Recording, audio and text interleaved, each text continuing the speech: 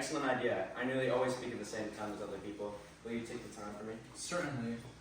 Your Christian names are still an insuperable barrier. That is all. Our Christian names? Is that all? But we're going to be christened this afternoon. For my sake, you two are prepared for this terrible thing? I am. To please me, you are ready to face this fearful ordeal? I am. How absurd to talk of the equality of the sexes. Where questions of self-sacrifice are concerned, men are infinitely beyond us. We are. They have moments of physical courage of which women know absolutely nothing. Darling. Darling.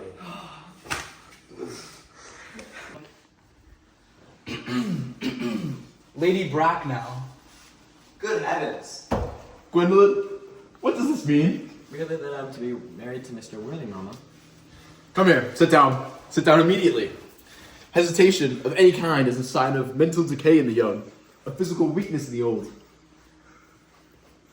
Apprised, sir, of my daughter's sudden flight by her trusty maid, whose confidence I purchased by a mere coin. I followed her at once by a luggage train. Her unhappy father is, I am glad to say, under the impression that she is attending a more than usual lengthy lecture by the University Extension Scheme on the influence of a permanent income on thought. I do not propose to undeceive him. Indeed, I have never undeceived him on any question. I would consider it wrong.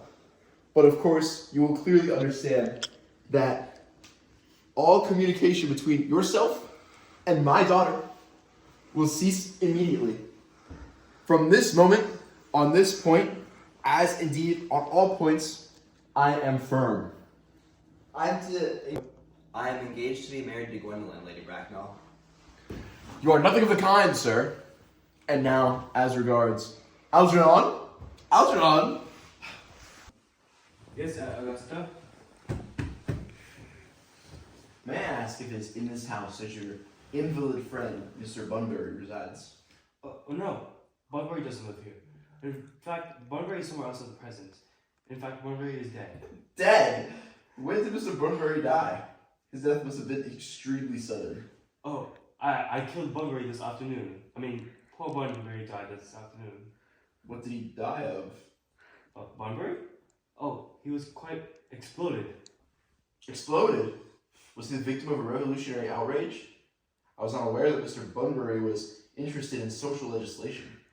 If so, he is well punished for his morbidity.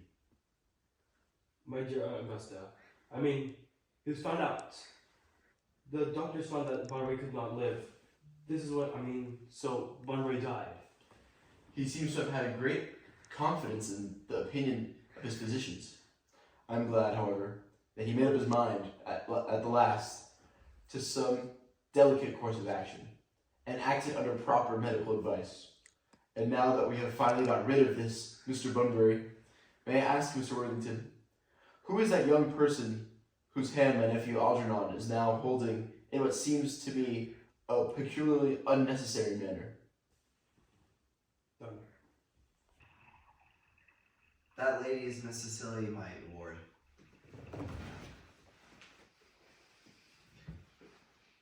Lady Bracknell, I'm engaged to be married to Cecilia Aunt Augusta. I beg your pardon?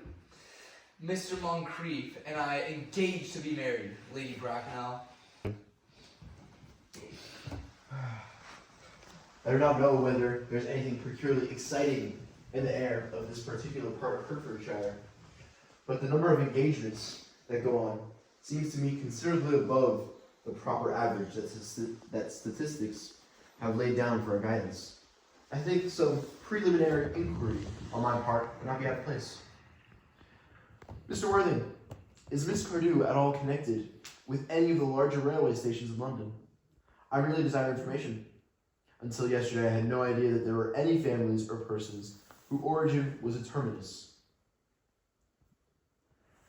Miss Cardew is the granddaughter of the late Mr. Thomas Cardew of 149 Belgrave Square, SW, Gervasey Park, Dorking, Surrey, and the Sporran Fifeshire MD. That sounds not unsatisfactory. 3 addresses always inspire confidence, even in tradesmen. But what proof have I of their authenticity? I have carefully preserved the court guides of the period. They are open to your inspection, Lady Bracknell. I have known strange errors in that publication. Miss Carter's family solicitors are Messrs. Markby, and Markby. Markby, and Markby. A firm with the very highest position in their profession. Indeed, I am told that one of Mr. Markby's is occasionally to be seen at dinner parties. So far, I am satisfied.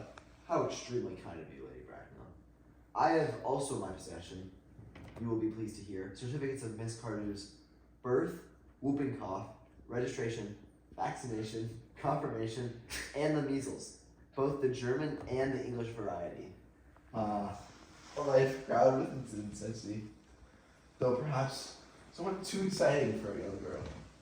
I am not myself in favor of premature experiences. Gwendolyn, the time approaches for our departure. We have not a moment to lose.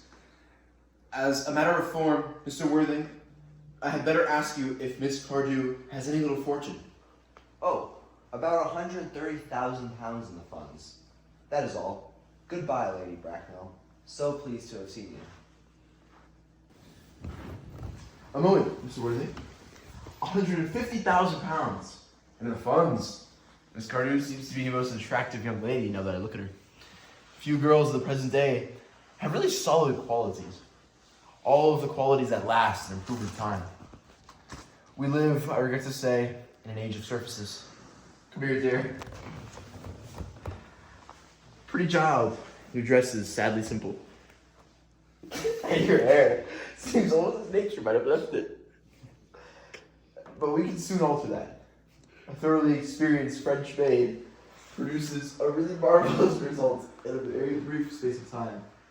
I remember recommending one to a young lady Lansing, and after 3 months, her own husband did not know her. And after 6 months, nobody knew her.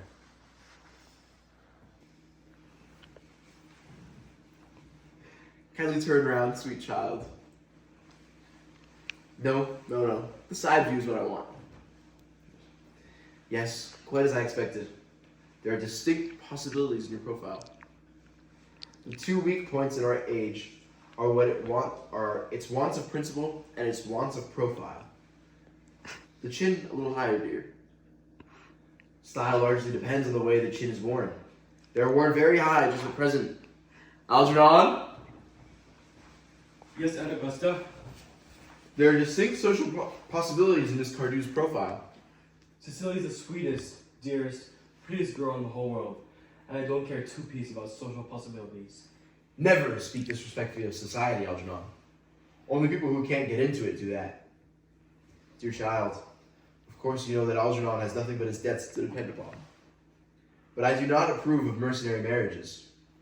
When I married Lord Bracknell, I had no fortune of any kind.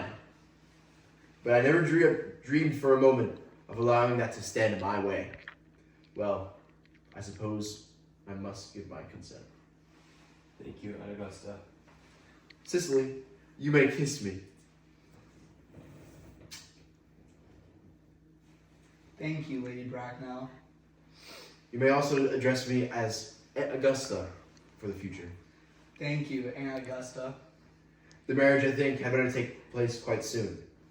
Thank you, Aunt Augusta. Thank you, Aunt Augusta. To speak frankly, I'm not in favor of long engagements. To give people the opportunity of finding out each other's character before marriage, which I think is never advisable. I beg your pardon for interrupting you, Lady Bracknell, but this engagement is quite out of the question. I am Miss Cardew's guardian, and she cannot marry without my consent until she comes of age. That consent I absolutely decline to give you. Upon what grounds, may I ask? Algernon is an extremely, I may almost say, an ostentatiously, eligible young man. He has nothing, but he looks everything. What more can one desire? It pains me very much to have to speak frankly to you, Lady Bracknell, about your nephew. But the fact is that I do not approve at all of his moral character. I suspect him of being untruthful,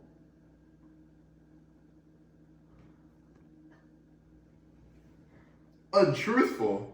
My nephew Algernon? Impossible! He is an Oxonian. I fear there is no possible doubt about the matter. This afternoon, during my temporary absence in London on an important question of romance, he obtained admission to my house by means of the false pretense of being my brother. Under an assumed name, he drank, I've just been informed by my butler, an entire pint bottle of my Perrier Jouet Brut 89, wine I was specially reserving for myself. Continuing his disgraceful deception, he succeeded in the course of the afternoon in alienating the affections of my only ward. He subsequently stayed to tea and devoured every single muffin.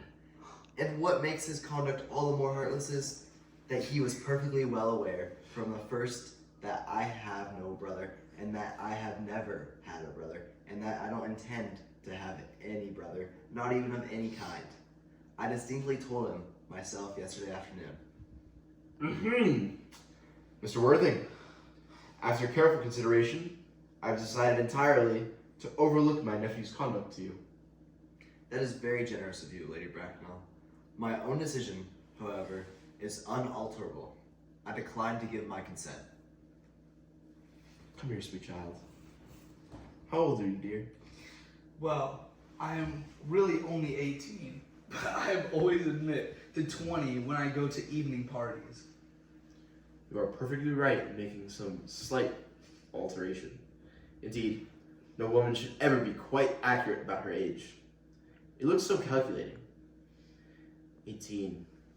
But admitting to 20 at evening parties, well, it will not be very long before you are of age and free from the restraints of tutelage. So I don't think your guardian's consent is, after all, a matter of any importance.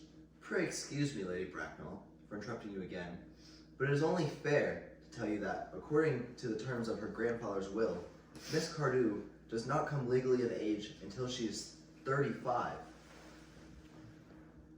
That does not seem to me to be a grave objection. 35 is a very attractive age.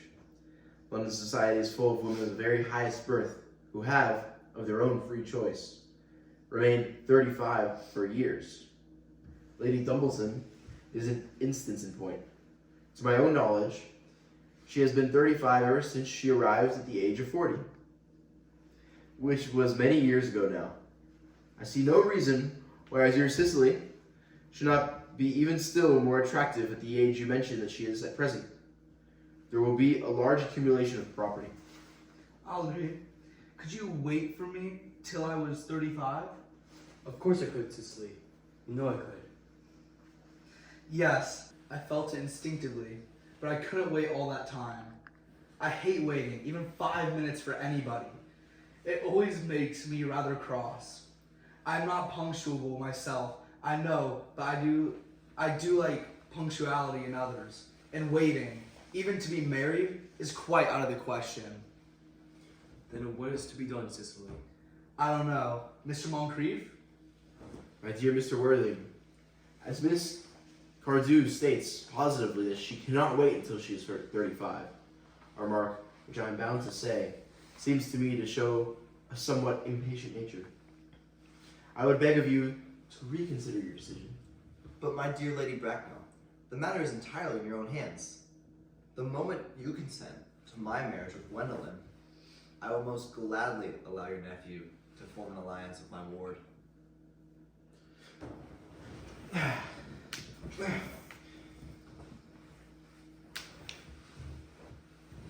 You must be aware that what you propose is out of the question. Then a passionate celibacy is all that any of us can look forward to. That is not the destiny I propose for Gwendolen. Algernon, of course, can choose for himself. Come, dear. We have already missed 5, if not 6, trains. To miss any more might expose us to comment on the platform.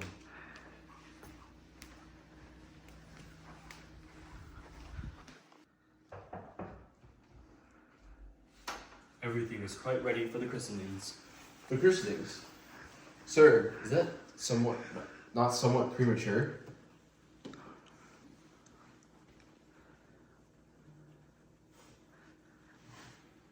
Both these gentlemen have exposed a desire for immediate baptism. At their age? The idea is grotesque and irreligious. Algernon, I forbid you to be baptized. I will not hear of such excuses. Lord Bracknell would be highly displeased if he learned that that was the way in which you wasted your time and money.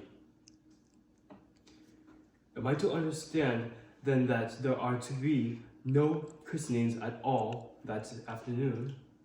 I don't think that. As things are now, it would be of much practical value to either of us, Dr. Chasuble. I am grieved to hear such sentiments from you, Mr. Worthing. They savor of the heretical views of Anabaptists, views that I have completely refused in 4 of my unpublished sermons. However, as your present mood seems to be one particularly secular, I will return to the church at once. Indeed, I have just been informed of my pew opener that for at last an hour away and a half, Miss Prism has been waiting for me in the vestry. Miss Prism? Did I hear you mention a Miss Prism? Yes, Lady Bracknell, I am on my way to join her. Pray, allow me to detain you for a moment. This matter may prove to be of vital importance to Lord Bracknell and myself. Is this Miss Prism a female of repellent aspect, remotely connected with education? She is the most cultivated of ladies, and the very picture of respectability. It is obviously the same person. May I ask what position she holds in your household? I am a celibate, madam. Miss Prism, Lady Bracknell, has been, for the last 3 years, Miss Cardew's esteemed governess and valued companion. In spite of what I hear of her, I must see her at once. Let her be sent for. She approaches. She is nigh.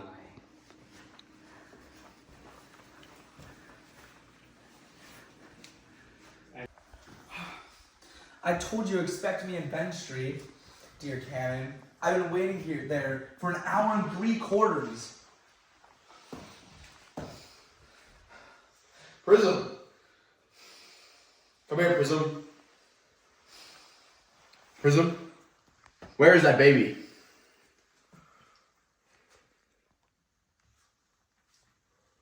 "28 years ago, Prism, you left Lord Bracknell's house, number 104, Upper Grosvenor Street, in charge of a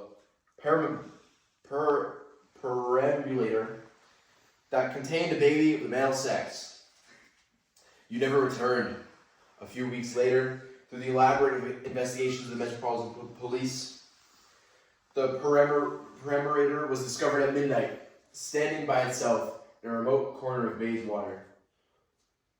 It contained the manuscript of a 3-volume novel of more than usually revolting sentimentality. But the baby was not there. Prism, where is that baby?" Lady Bracknell, I admit with a shame that I do not know. I only wish I did.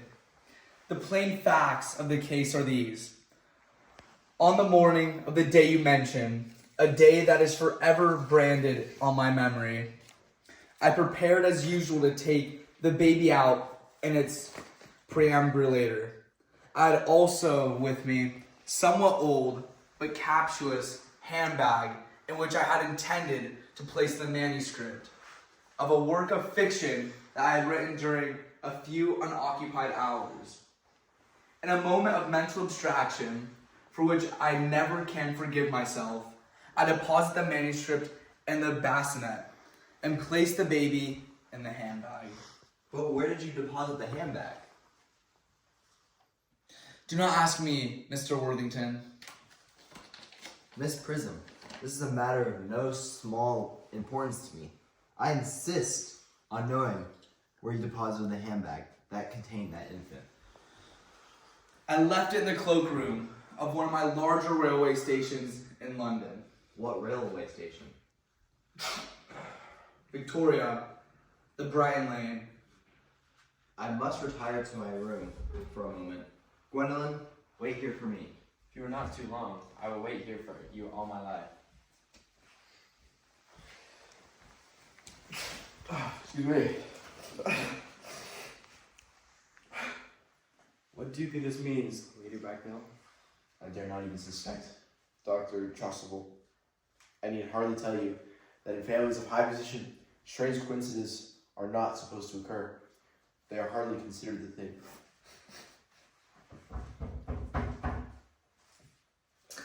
Uncle Jack seems strangely agitated. Your guardian has a very emotional nature. This noise is extremely unpleasant. It sounds as if he was having an argument. I dislike arguments of any kind. They're always vulgar and often convincing. Stop now. I wish he would arrive at some conclusion. This suspension is terrible. I hope it will last. Is this the handbag, Miss Prism? Examine it carefully before you speak. The happiness of more than one life depends on your answer. It seems to be mine. Yes, here's the injury it received through the upsetting of the Gower Street omnibus in your younger and happier days. Here's the stain on the lining caused by the explosion of the temperance beverage, an incident that occurred at Leamington. And here on the lock are my initials. I had forgotten that in an extravagant mood, I had placed them there. The bag is undoubtedly mine. I am delighted to have it so unexpectedly restored to me. It has been with great inconvenience being without it all these years. Miss Prism, more is restored to you than this handbag. I was the baby you placed in it. You? Yes. Mother! Mr. Worthing, I am unmarried. Unmarried? I do not deny that is a serious blow.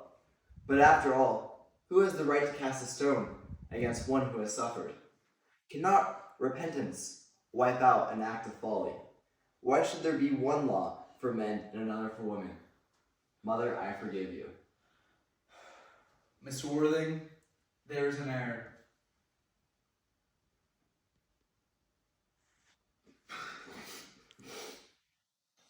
There is the lady who can tell you who you really are. Lady Bracknell, I hate to seem inquisitive, but would you kindly inform me who I am? I'm afraid that the news I have to give you will not altogether please you. You are the son of my poor sister, Mrs. Moncrief, and consequently, Algernon's elder brother. Algy's elder brother? Then I have a brother after all. I knew I had a brother. I always said that I had a brother. Cicely, how could you have doubted me that I had a brother? Dr. Chasuble, my unfortunate brother. Miss Prism, my unfortunate brother. Gwendolyn, my unfortunate brother. Algy, you young scoundrel. You will have to treat me with more respect in the future. You have never behaved to me like a brother in all your life. Well, not till today, old boy, I admit. I did my best, however, though I was out of practice.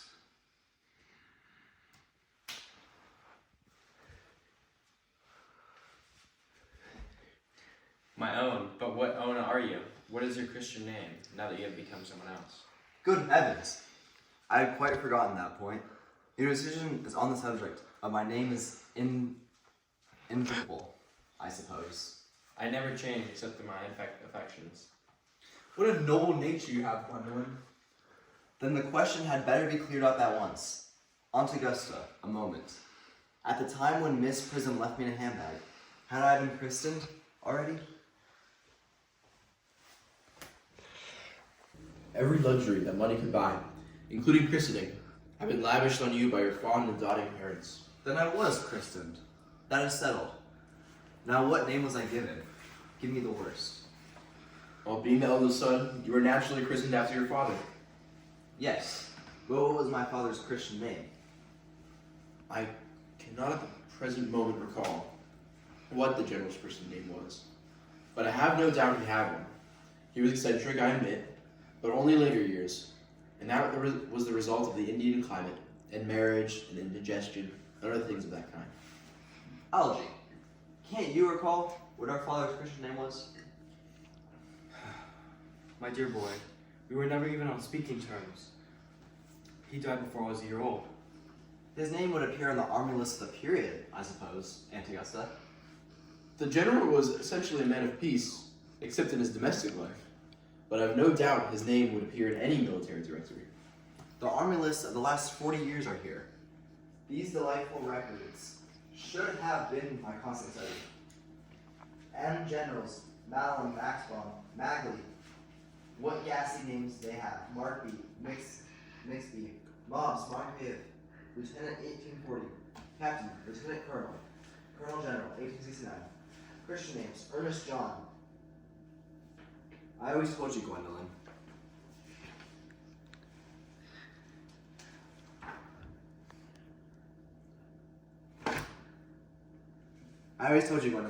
My name was Earnest, didn't I? Well, it is Earnest after all. I mean, it naturally is Earnest. Yes, I remember now that the general was called Earnest. I know I had some particular reason for disliking that name. Ernest, my own Ernest. I felt from the first that you could have no other name. Gwendolyn, it is a terrible thing for a man to find out suddenly that all his life he is speaking but nothing but the truth. Can you forgive me? I can, for I feel that you are sure to change. My own one. Letitia. Frederick, at last. Cicely, at last. Gwendolyn, at last.